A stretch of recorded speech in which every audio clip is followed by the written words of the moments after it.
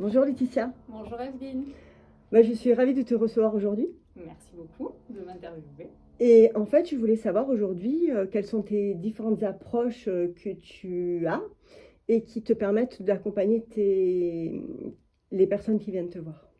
Alors du coup aujourd'hui, quand une personne vient me consulter, généralement déjà elle sait un petit peu ce qu'elle a envie de pratiquer. Donc souvent des personnes vont me consulter parce qu'elles veulent faire de l'hypnose, parce qu'elles en ont entendu parler, ou parce qu'elles ont envie de me consulter pour des libérations de mémoire avec une méthode qui s'apparente à l'hypnose aussi.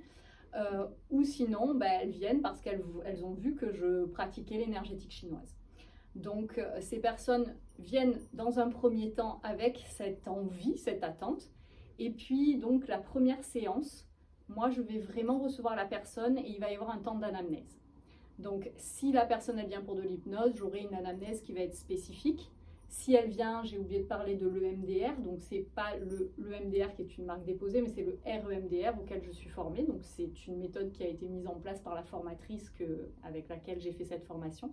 Et donc pareil, il y aura une anamnèse qui sera spécifique à cette pratique.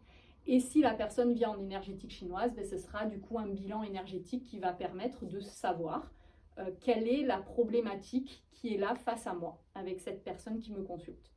Et une fois du coup que cette première anamnèse a été faite, moi je vais mettre en place un projet thérapeutique. Ce projet thérapeutique, ça va être un projet qui est donc par exemple pour de l'hypnose, c'est vraiment une thérapie brève, donc ça va être entre 5 à 10 séances qu'on va passer ensemble avec la personne pour aller l'aider à aller vers son état qu'elle a envie de vivre à la place de celui qu'elle vit dans le présent. Et donc, cette anamnèse va me permettre, moi, de faire ressortir toutes les croyances limitantes et tout ce qui est là présent à l'heure actuelle chez la personne et qui fait qu'elle est en train de vivre la réalité qu'elle est en train de se créer. Et par rapport à ce projet thérapeutique, moi, c'est en fait un projet que je mets en place à un instant T avec les informations que j'ai eues. Et donc, ça va être mon cap, ma ligne directrice. Et bien évidemment que ce projet, ensuite, il va peut-être pouvoir un petit peu évoluer, un petit peu se transformer en fonction de comment va réagir la personne aux soins. Parce que moi, je ne suis pas devin, je ne peux pas savoir qu'est-ce qui va se produire chez la personne avec ce que l'on va travailler. Et donc, c'est possible qu'à certains moments, un projet que j'avais prévu peut-être en 5-6 séances, peut-être que ça va aller plus vite, donc ça se fera peut-être plus rapidement, ou peut-être qu'il y a un nouveau sujet qui va émerger et que donc il faudra un petit peu plus s'y attarder, donc ça se modifiera un peu en rajoutant une séance ou en transformant le cap. Mais en tout cas, voilà, c'est vraiment par rapport à ce premier moment de rencontre où je vais déterminer ce que je vais prendre comme outil. En sachant que mon but aussi est que soit c'est vraiment très ciblé et donc ça va être que de l'hypnose, soit ça va être très ciblé et c'est que du REMDR, soit ça va être très ciblé et c'est que de l'énergétique chinoise. Mais il est possible aussi qu'à un moment donné, je vais prendre un exemple d'une personne qui va venir me consulter par exemple pour des insomnies ou pour un burn-out. Dans cette situation-là, ce thème peut vraiment être accompagné de plusieurs manières. Et donc peut-être que dans mon projet, il y aura une première séance où on va venir travailler l'émotionnel avec l'hypnose, mais que dans un deuxième temps, il sera important de pouvoir accompagner ce qui a été travaillé avec l'hypnose pour le faire sortir dans le corps et le faire circuler avec les énergies en énergétique chinoise.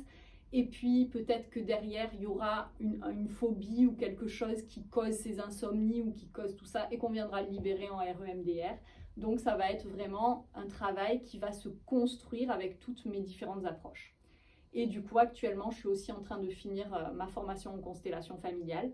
Donc cet outil, le but, ça va être aussi qu'il s'intègre à tout ça et que, notamment dans le cas d'une personne qui vient travailler en hypnose et que, en fait, cette personne, on a travaillé déjà sur ce qui lui appartient dans sa propre vie, mais que pour autant, il y a encore des choses qui bloquent. Peut-être qu'avec les constellations familiales, je vais pouvoir aller aussi voir au niveau de la famille, des lignées familiales, qu'est-ce qui se passe qui fait que ça ne se débloque pas dans sa propre vie aujourd'hui. Voilà, donc mon but, c'est vraiment d'intégrer ces méthodes pour avoir une pratique globale et accompagner la personne de la manière la plus riche possible, la plus globale possible. Merci Laetitia pour tous ces renseignements. Je te Merci, remercie. Adeline.